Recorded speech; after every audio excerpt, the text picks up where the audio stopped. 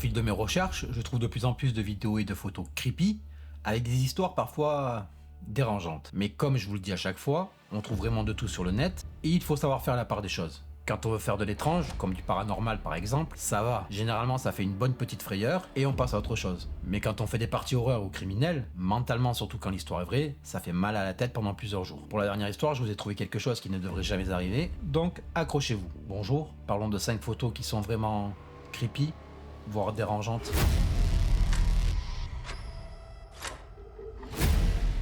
Xena Abashi, qui vit à Kansas City dans le Missouri, loue un appartement en sous-sol pour elle et sa famille via Airbnb à Chicago en Illinois. Jusque-là, rien d'anormal. Ils arrivent le 29 décembre à Chicago et se mettent en direction de leur logement. Une fois arrivés dans les lieux, Xena sent directement que quelque chose cloche dans cet appartement. J'ai remarqué qu'il y avait tellement de portes aléatoires à l'intérieur de l'appartement qui n'ont jamais été indiquées dans l'annonce. Je continue. Ils arrivent donc vers 4h du matin et elle décide de se reposer sans vraiment prêter attention au reste. Alors que nous nous préparions à aller dormir, ma cousine et moi avons remarqué une lumière allumée dans l'une des pièces qui était fermée à clé. Nous avons décidé d'essayer de l'ouvrir, j'ai pris une fourchette et j'ai réussi à ouvrir la porte. C'est à ce moment-là que je l'ai vue. Xena voit une pièce spacieuse et sombre qui est comparable à une cave. Elle va dire qu'il y avait des portes en bois avec des serrures et des chaînes au sol. Dans la pièce, elle va remarquer aussi une autre porte, mais cette fois qui descend plus bas. Apparemment, ça ressemble au film Barbarian, sorti en 2022, que je n'ai jamais vu. J'avais vu Barbarian un mois auparavant et nous avions plaisanté avant d'arriver en disant « Imaginez qu'un truc comme Barbarian se produise ». Et puis, la salle était exactement comme dans le film. Malgré qu'ils n'avaient rien à craindre, la découverte de cette pièce les a tous perturbés. Non, sérieux ? Sérieusement, si un jour je loue un Airbnb et que je trouve ça derrière une porte, je prends mes valises et je me trouve un hôtel direct. Ma cousine et moi avons couru dans l'autre pièce et avons demandé à ma mère de venir voir. Ma mère l'a vu, a eu peur aussi, parce que cela n'a jamais été indiqué dans l'annonce. La famille, qui était déjà pas mal effrayée, va quand même rester, et leur frayeur ne va faire que de s'accroître, car ils vont commencer à entendre des bruits de tapotement. Je vous confirme, je me casse direct. Ils ont contacté le propriétaire et Airbnb, mais là on ne sait pas ce qu'il s'est dit. Du moins, avec le propriétaire. En ce qui concerne Airbnb, je vous dis ça à la fin de l'histoire. Nous avons bloqué la porte à l'aide d'une table et d'une serviette enroulée sous la poignée, de sorte qu'il était impossible de l'ouvrir. Nous n'avons pas pu dormir, nous sommes restés éveillés jusqu'au petit matin et nous n'avons pas cessé d'entendre les bruits. Airbnb a proposé de la rembourser pour ce que Madame Abashi a qualifié d'expérience effrayante. Tu m'étonnes. Bon, vous avez vu les photos, mais on a de la chance, on est en 2024 et tout le monde a un smartphone qui fait des vidéos.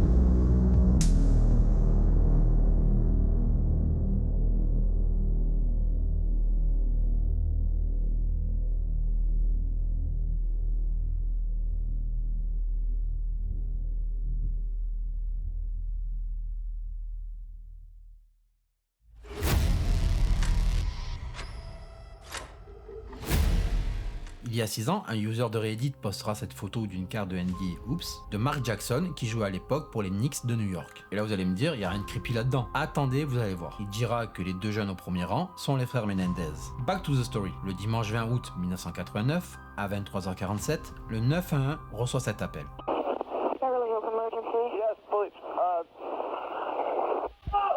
What's the problem? What's the problem? What's the problem? Someone killed my parents. Pardon me? Someone killed my parents. What? Who? Are they still there? Yes. The people... No. Were they... La police arrive sur les lieux et trouve les corps de Kitty et José Menendez qui ont été abattus dans leur manoir du 722 North M Drive à Beverly Hills. Les inspecteurs remarqueront qu'ils ont été tués par plusieurs balles dans le dos avec un fusil. L'inspectrice dira que c'était une scène horrible. Lucy portait du blanc ce jour-là et elle était couverte de sang. Il y avait des bouts de cervelle un peu de partout, c'était horrible et José avait des traces de balles à l'arrière de la tête. En 1987, José est un riche producteur de films et décide de déménager avec toute sa famille à Los Angeles, sur les hauteurs de Calabasas, où vivent toutes les plus grandes stars. Les deux garçons, Lyle et Eric, sont deux adolescents qui se font chier et commencent à se lancer des défis stupides, comme cambrioler les maisons avoisinantes. Rien que ça.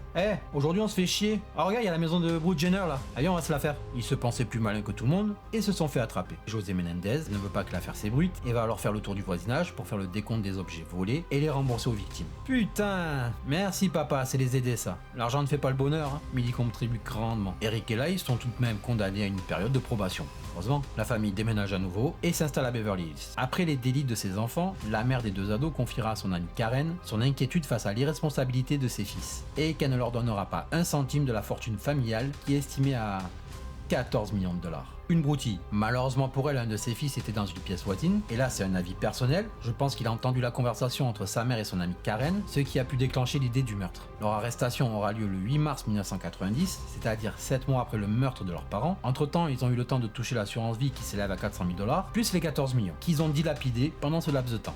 C'est là où la carte rentre en jeu. La carte est sortie pour la saison 1990-1991, mais la photo a été prise avant, soit pour la saison de 1989 à 90. Et si vous voulez savoir pourquoi, je vous mets le lien en description. Le meurtre ayant eu lieu en août 1989 et leur arrestation en 1990, et sachant que la saison de NBA débute en novembre 1989 et s'est terminée en juin 1990, il est fort probable que les deux jeunes que l'on voit sur la photo, ce soient eux. Même si un billet au premier rang coûte très cher, ça ne coûte pas 14 millions. Donc ils en avaient les moyens, et c'est vrai que la ressemblance est là aussi. Mais ça n'a jamais été prouvé à 100% que ça soit eux. Quoi qu'il en soit, que ce soit eux ou pas, ils ont pris la prison à vie pour le meurtre de leurs parents.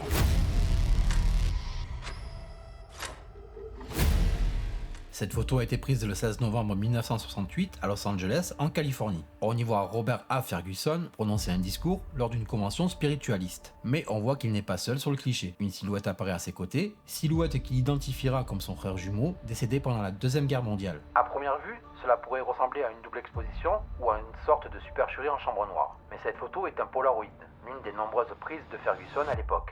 Ce qui rend tout canular assez improbable. J'ai pas la réponse, si l'un de vous est photographe, dites-moi-le dans les commentaires.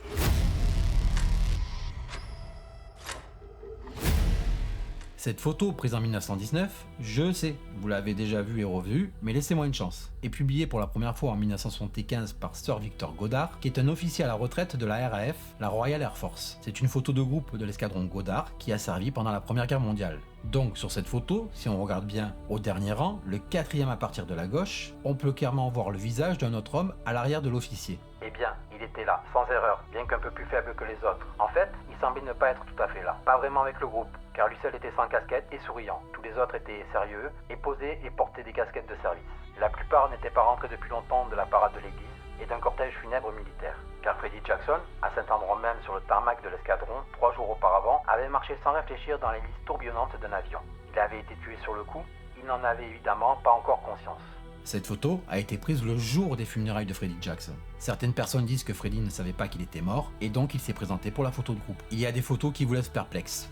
Perso, celle-là en fait partie. Alors c'est vrai, il y a bien eu un mécanicien du nom de Frederick George Jackson qui travaillait pour la RAF. D'ailleurs, voici son acte de décès, qui est daté au 13 avril 1918, soit un an avant la prise de la photo. D'après le message de Sir Victor Goddard, il serait mort sur le tarmac de la base militaire. Or, on peut lire sur l'acte qu'il est mort au 3 Road Northam General Hospital de Sheffield, soit 225 miles de la base où a été prise la photo. Je pense que c'est une photo qui fera longtemps parler d'elle, vu les informations qui s'ajoutent au fil du temps.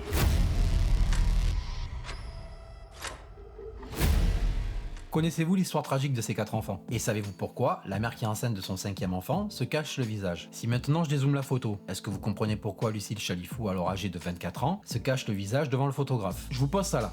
Certains membres de la famille ont accusé Lucille Chalifou d'avoir accepté de l'argent pour mettre en scène la photo, mais ça n'a jamais été confirmé. Ce qui est sûr, c'est que les 4 enfants se sont quand même retrouvés dans des foyers différents. Je vous donne le contexte du pourquoi on en est arrivé là. Nous sommes à Chicago en 1948. Lucille et son mari Ray, elle 24 ans et lui 40 ans, risquaient d'être expulsés de leur appartement. Ray avait perdu son emploi comme chauffeur de camion de charbon, et dans la peur de se retrouver sans abri et l'effort qu'il fallait pour nourrir autant de bouches, ils ont préféré mettre leurs enfants à la vente. C'est chaud quand même. Ils mettront 2 ans pour vendre les 4 enfants ou pour les donner à d'autres foyers. Rhéa fut acheté pour $2 par un couple de fermiers, John et Ruth Zweitman. Au moment de l'achat, ils ont remarqué que Milton et le petit frère pleuraient à proximité et ont décidé de le prendre aussi. Des gens avec le cœur sur la main.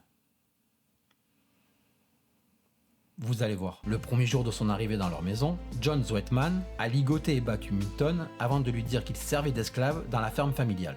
Voilà. Il les enchaînait dans la grange tout le temps et il les faisait travailler dans les champs pendant de longues heures. Ils changèrent aussi les prénoms des enfants pour les renommer Beverly et Kenneth Zweitman. Ryan, une fois devenu adulte, dira « Le foyer était violent et sans amour ». Vous vous rappelez au début, Lucille Chalifou était enceinte, Bedford Chalifou est le 5e enfant et il est né le 26 septembre 1949. Il a été adopté l'année suivante par la famille McDaniel qui lui a donné le nom de David. Au moment de l'adoption, il présentait plusieurs signes de mauvais traitement, il avait des marques de morsures et des piqûres de punaises sur son corps. L'éducation religieuse et stricte de la famille McDaniel a poussé le garçon à fuir la maison à 16 ans et à s'engager dans l'armée. Selon David, après avoir servi au Vietnam, il a rencontré sa mère des années plus tard et elle avait eu 4 autres filles qu'elle avait gardées. Sympa pour eux. En ce qui concerne Sweden, une des sœurs de David, elle a été adoptée par une famille, les Johnson, mais les documents ont été détruits dans un incendie. Elle a été élevée près de l'endroit où elle est née et contrairement à ses frères et sœurs, elle a eu une vie tranquille.